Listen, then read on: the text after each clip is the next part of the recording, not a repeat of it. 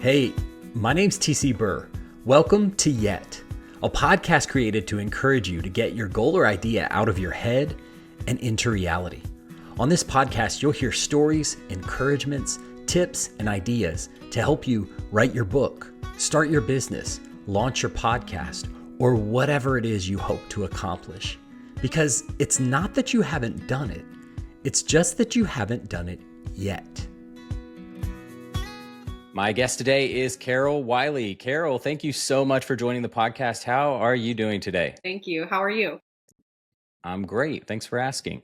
It is a Friday as we record this episode, so I'm extra great. One of the things that I do on this show is I always want to invite my guests to introduce themselves. I think it's so cool to read a bio or to talk about the highlights of someone's career, but I also, for this show, I think it's really cool to hear from the guests themselves. So I'd love to hear from you in 30 seconds or less. Tell people a little bit about kind of who you are and what you do. My name is Carol Wyllie. I am a retired 20 plus year stay-at-home mom, turned empty nester, turned self-published author. So I get to spend all of my time working at this dream job that I've always wanted.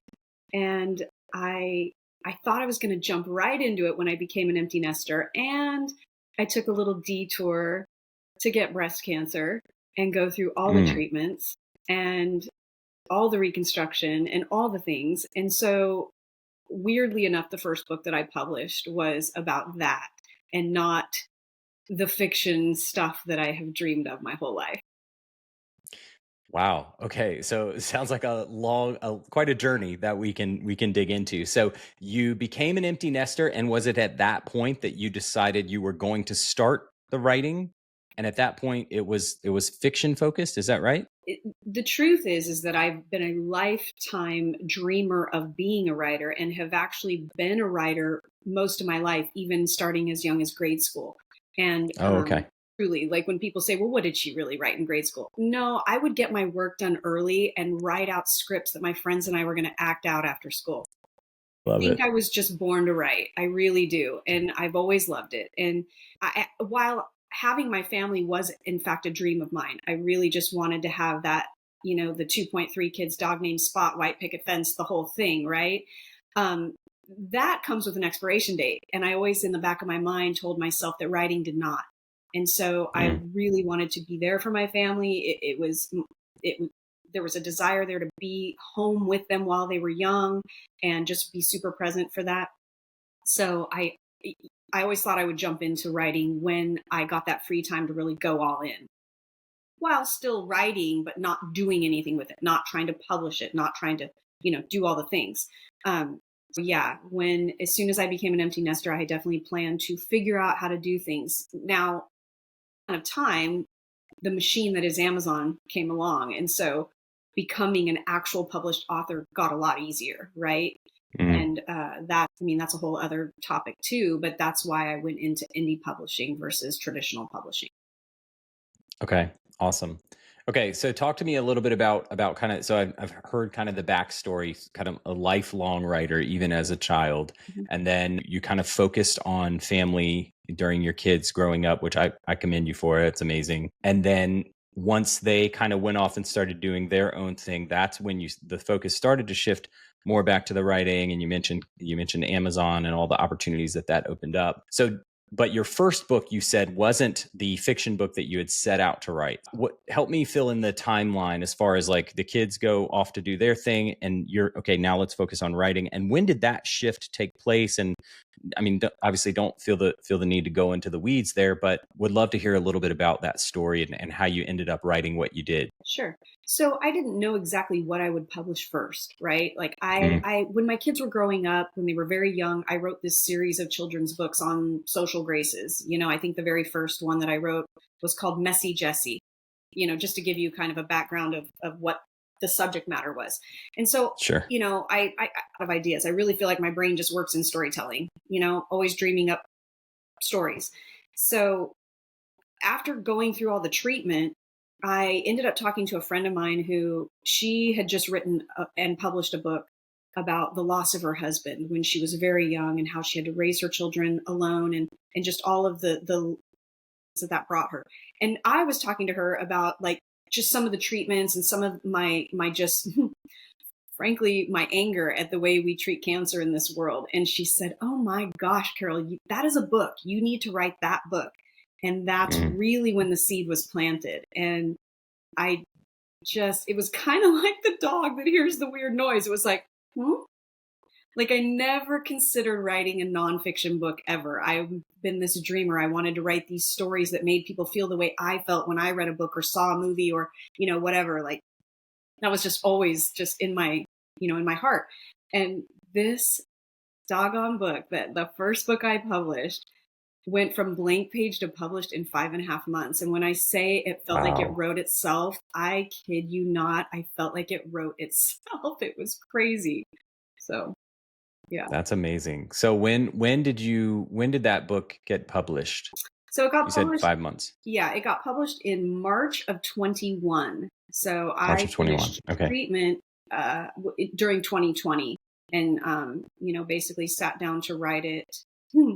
I think I started writing it in October, which is Breast Cancer Awareness Month. So anybody that goes through breast cancer knows that October is Pepto-Bismol month, right? And there's all these pink ribbons and there's all this pink everything. And I could go down the rabbit hole of the disgust that brings to the table for me, because there's a lot of just bureaucracy, and there's a lot of just behind a lot of what people do in the name of, quote, breast cancer awareness. And so that kind of started the ball rolling with this book that is titled Chemo Pissed Me Off.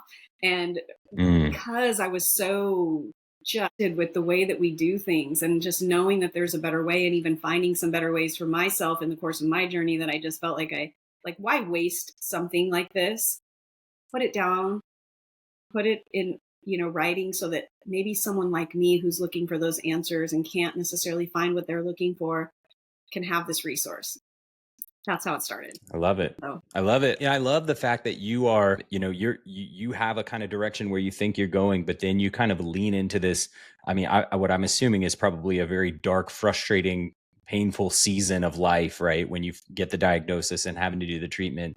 But the fact that, it sounds like with encouragement from someone close to you, you lean into that and say, okay, how can I, this is not the situation that I would have chosen to be in, but how can I leverage this experience? How can I use it to help other people? And so as a writer, one of the things that I think all of us want is for our stories, our work, our art to connect with someone else, and to get that feedback of, hey, I loved this aspect. This helped me in this area.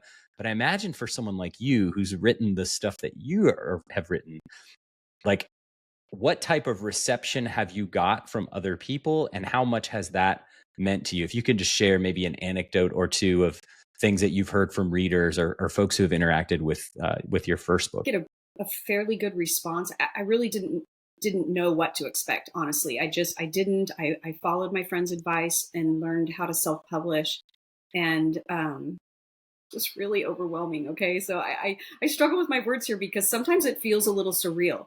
So I bestseller banner on Amazon, and I know that a lot of traditionally published authors might go, "Oh, that's so cute."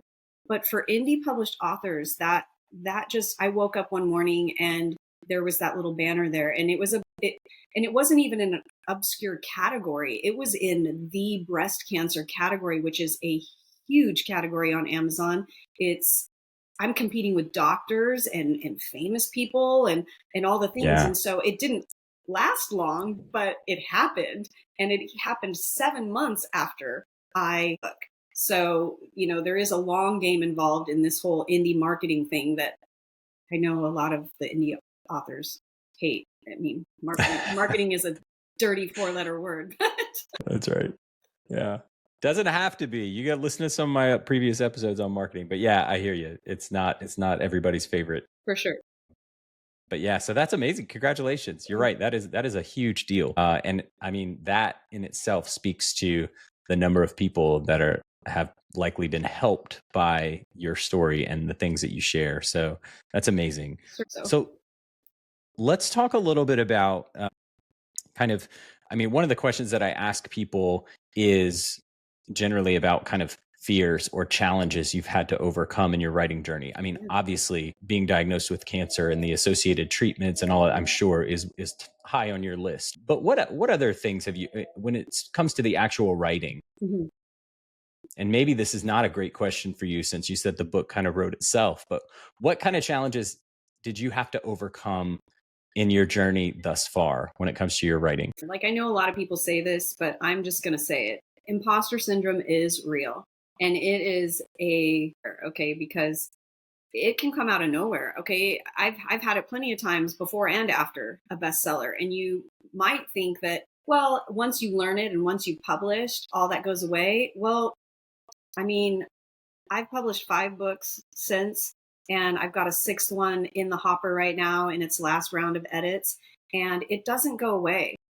I mean, we're pouring out our heart and soul, and then asking people to judge the crap out of it, and that's rough. Yeah. I mean, Yeah. and so for me, that's probably the biggest thing is the self confidence that it takes to continue to put yourself out there, begging the world to judge it, give it their real. You're so right. That comes up, or some version of imposter syndrome comes up in almost every interview that I do with any creative writer, podcaster, business, like anybody. That it's something that I think all of us struggle with to some degree or another. Do you have any practical advice for someone who's maybe just starting out and struggling with that? I mean, obviously self-confidence is a big thing that you touched on, but like, what do you do to just muster up that confidence, or what does that look like for you? Writing mentors of mine have always said this thing where they tell me to go back to my why.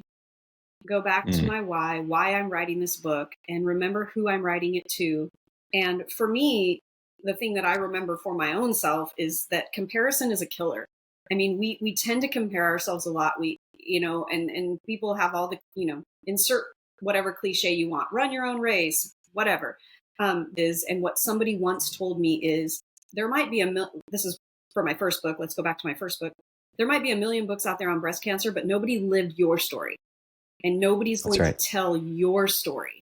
So while there might be similarities in the things that I went through and the things that I felt, journey is different. And that is true for every story. That is true for every imagination. That is true for everything. There might be a lot of similarities in the stories that we tell, but nobody's going to tell it the way we're going to tell it. And so for me, comparison is a killer. I just don't do it. And I'm Yeah. human. I mean, I do it, but I have to rein myself back in and go, knock it off. You have to. Yeah. I mean, especially in the world we live in now with social media where everybody's wins are in your face, and the metrics and the downloads and all that stuff is just out there for the world to see. It is so easy to, look at somebody who's decades ahead of you and think, man, why am I not where that person is, or what? And you don't know their story. You don't know how much of that is even real. Like, yeah, that's so good. I think, yeah, comparison it's hard to not think in those terms, but you can't, because otherwise you're just going to get crushed by the weight of it. So that's great. Okay, so you mentioned a couple times you started off with your first book, which is, again, remind me, Chemo Pissed Me Off. Is that the title? Yeah. Okay, and you've mentioned, I love that title, and you've mentioned since that you've written several more. So talk about some of those. What have you been working on since that one? After I published Chemo Pissed Me Off, I thought, if away and I never publish another book, what would I want to put out there? And like I said, I wrote that series for my kids when they were young, but there was a story that I never wrote, but I told to my children, and it originated with some silly nicknames that one of my best friend's fathers had given my kids, just kind of teasing them and weird names. And so my kids were very young and they're like, I think I like that. And so I started spinning this tale around these really goofy names, and kids just learned to love this story. They learned to love their nicknames, and it was just this fun thing. And I thought, that's the story I want to publish, because even if it goes nowhere, indie authors, that's always the fear that we're going to publish something and no one's ever going to see it. So Yeah. I thought at least my kids will have that to tell their kids. This is a lovely little story. They, it'll mean something. And I published it, and it became a bestseller and an Amazon bestseller. I just have to say that for all the traditional authors out there that might not think that's as important. I love it. I don't mind. It still counts. Yeah, That's it right. counts. So it became a bestseller. But one thing I noticed, and something I think as authors we should notice, is what people are saying. And so a lot of the reviews were like, I can't wait to see what Mad Dog does next. And so I went, huh, Oh, that's awesome. okay. And so then I created a series. So it's just Mad Dog and his unlikely friendships, and it's a series. So that was the second thing I published, and there are 3 books in that series. The 5th book is just, it's a journal. I say just, it's a journal that goes with my book, with my first nonfiction book, Chemo Pissed Me Off. Because one thing I realized going through that treatment is that super important, because chemo is nothing if not predictable. For while everybody's experience is different, from one infusion to the next, you can start predicting how you're gonna navigate it, and that way you can plan your life. So I thought, well, I personally am a writer, so I'm very picky about journals, and I know a lot of writers are. We like our journals, and we know what we like and we know what we don't like. But I thought, for that person who's just a deer in the headlights and just wants the whole package, I just made a journal so they could see my book and think, I think I want to read that. And then right there, they can see, okay, a journal, and they can grab it. Or maybe after the fact, when they realize how important it is, they can go grab it. So that Oh, was that's my cool. 5th That's book. cool. I love it. So yet again, you're helping people. I love that. That's amazing. Okay. So we've talked about kind of some of the discouragement you can feel when you look at comparison, or kind of compare yourself to others. One of the things, though, that I want to do with this podcast is actually to encourage new writers, new creatives, people who are maybe in the beginning stages of their journey. And I think encouragement is one of those ingredients that is so critical for anybody who's really trying to do anything, but especially if you're trying to create something like a book. So I'm curious if you have any examples of something that someone has either said or done in your journey that is one of those things that you held on to, that was one of those super encouraging moments. Do you have something like that you'd be willing to share? So a couple things. So I have been told, and I actually think, honestly, I think I saw this on an Oprah episode way back when, before she had her own whatever. I don't know. Like, she was just on syndicated television, right? Yeah. Yeah. Or somebody on her show said, start with the end in mind.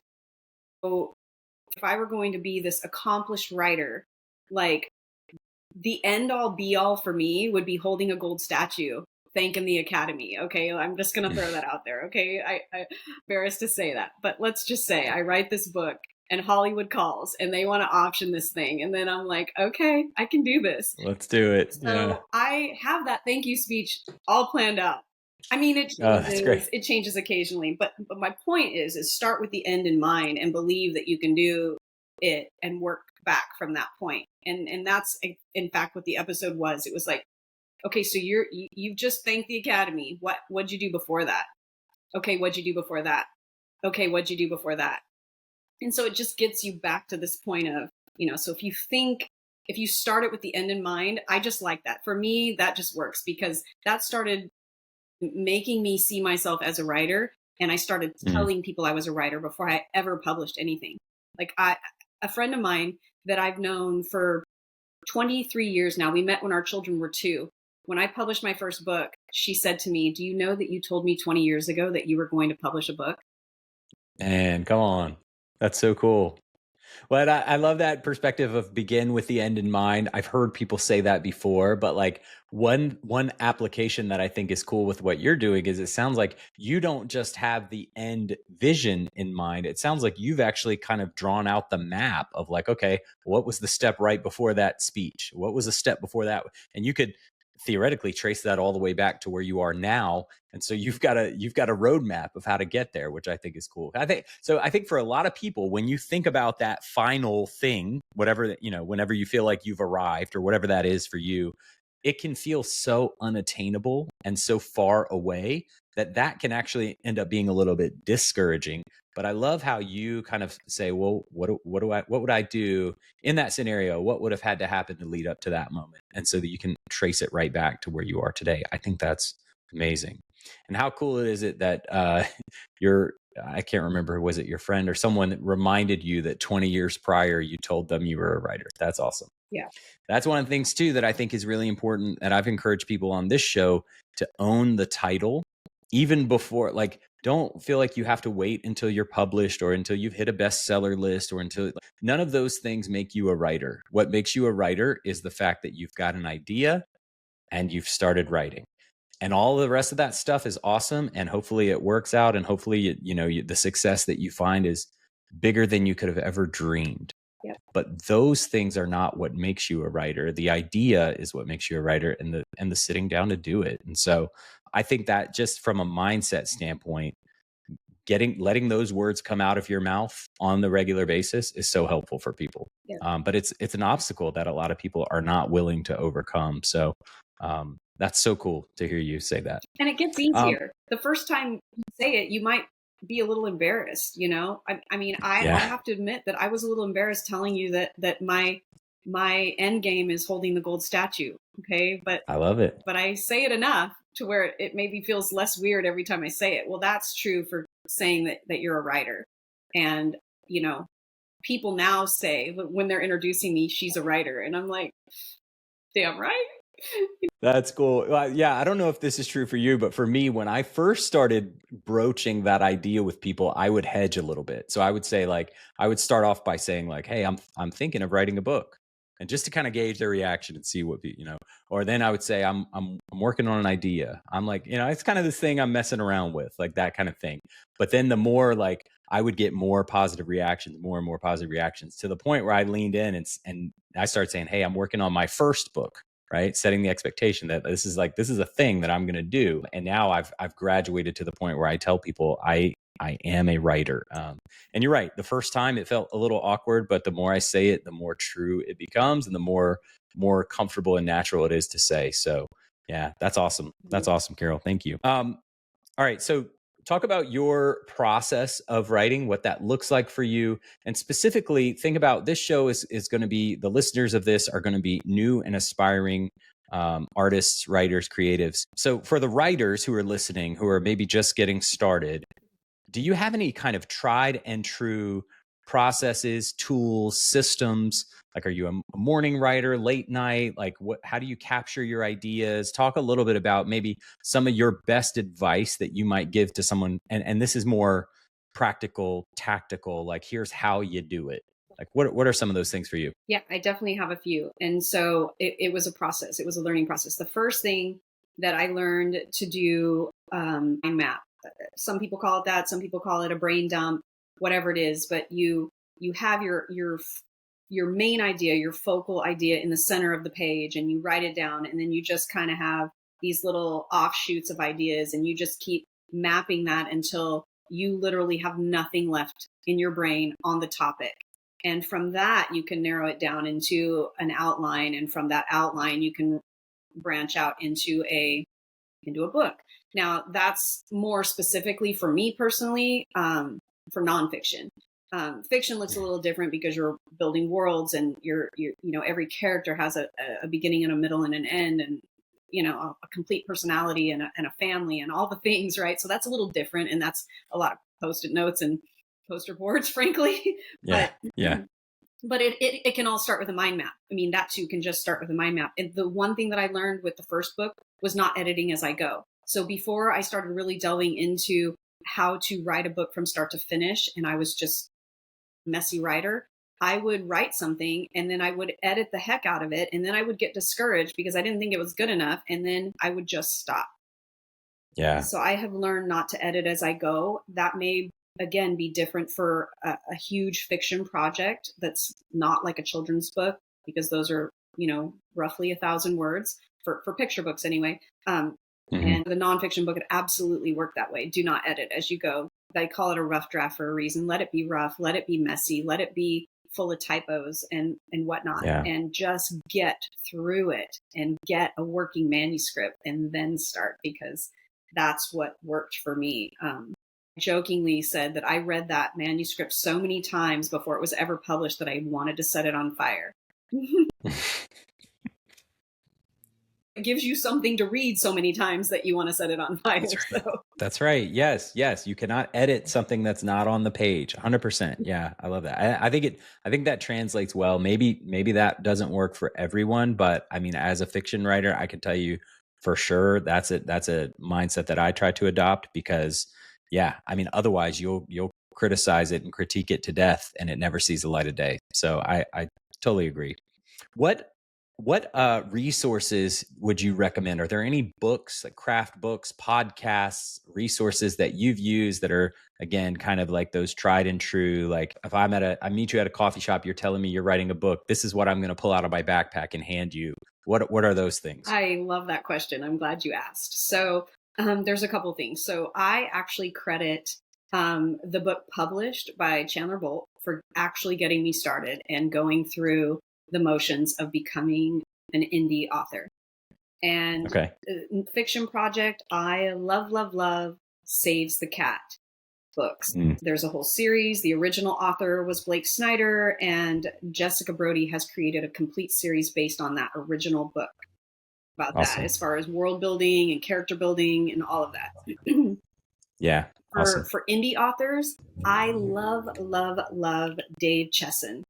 He is the founder of Kindlepreneur, and he will tell us all the tips and tricks about the mighty Zon. He is fantastic. So he has podcasts, he has, and newsletters, and just he's a wealth of knowledge, and he just shares like generously.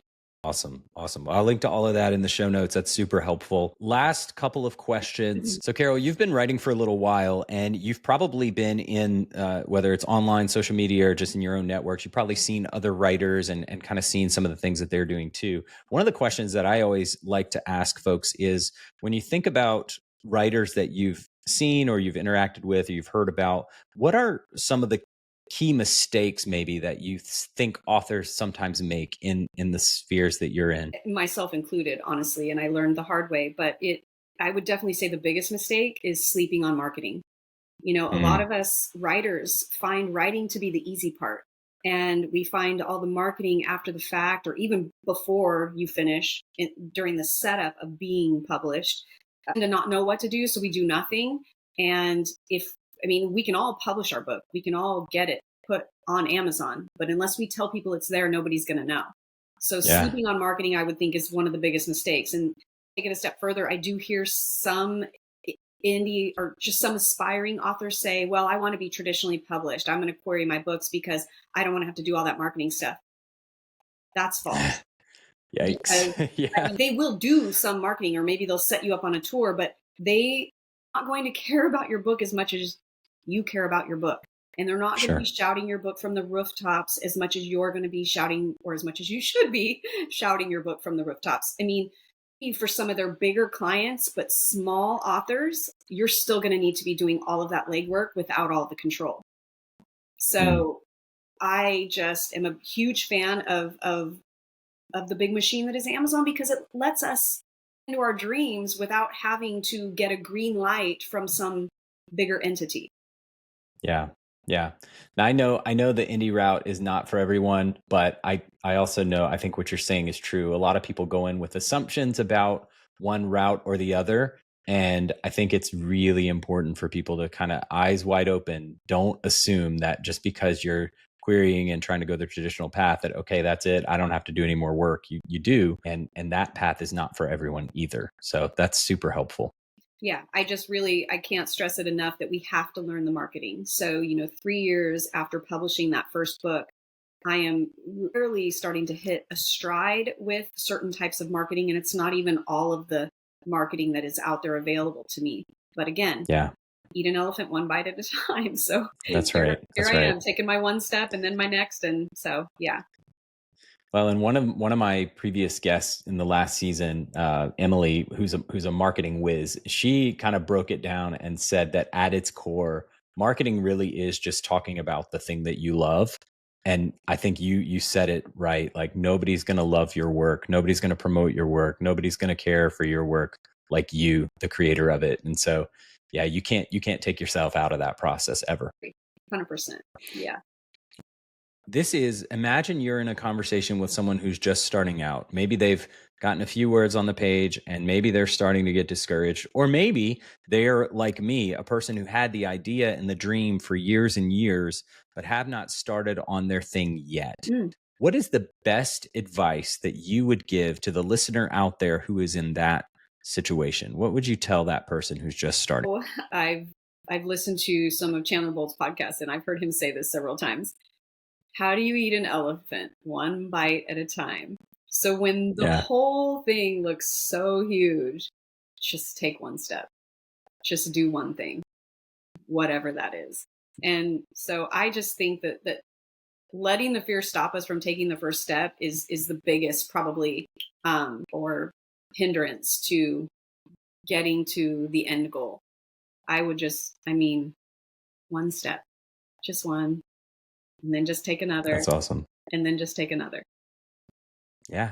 That's how every journey every epic journey starts with one step, and then you take the next and the next. And then before you know it, that's why I loved your illustration about beginning with the end, because you never get to the end if you don't take that first step. That's awesome. And when you start getting to that point where you're thinking 10 steps ahead, literally stop yourself and back up 9 steps and go, what's the first step?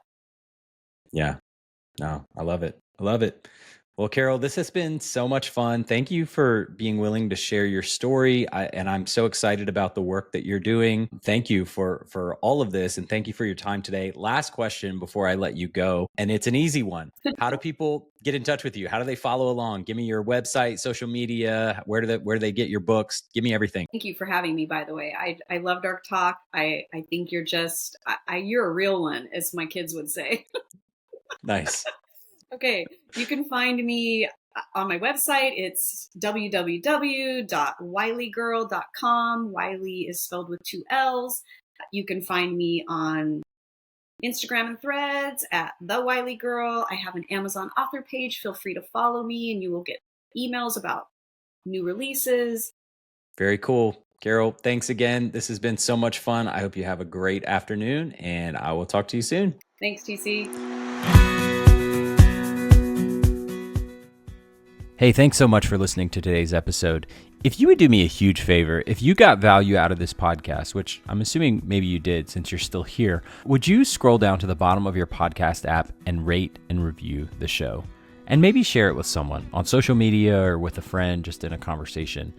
It would mean so much to get this message out to more people, and I think it would be amazing if you would share it. So that would be, as a personal favor to me, I'd really love it. Also, if you want to know more about me and what I'm working on, you can visit my website. It's tcburr.com. I hope you'll check it out. You can contact me there. Thanks again, and I really appreciate it. I'll talk to you soon.